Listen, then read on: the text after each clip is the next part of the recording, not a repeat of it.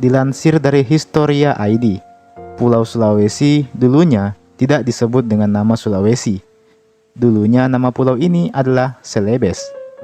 Celebes sendiri disinyalir merujuk pada senjata tradisional orang-orang di Sulawesi yang terbuat dari besi, alias badik, yang kala itu disebut juga dengan nama Celebesi. Kata Celebesi terpengaruh oleh pengucapan orang-orang Eropa yang pada akhirnya berubah menjadi Celebes, yang kemudian menjadi nama dari Pulau Sulawesi kala itu. Pulau Sulawesi adalah daerah penghasil biji besi yang mengandung nikel dan juga batuan aspal.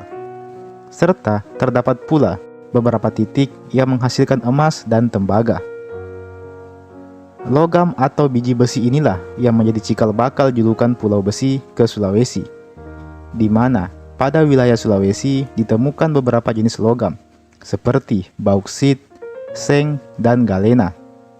Untuk nikel, kita bisa menjumpai pertambangannya di wilayah Sorowako, yang memang berdekatan dengan Danau Matano. Nikel bisa dibilang menjadi yang paling populer di zaman ini, dikarenakan nikel memang diperlukan dalam perakitan mobil listrik, yang nampaknya akan banyak digunakan di masa depan.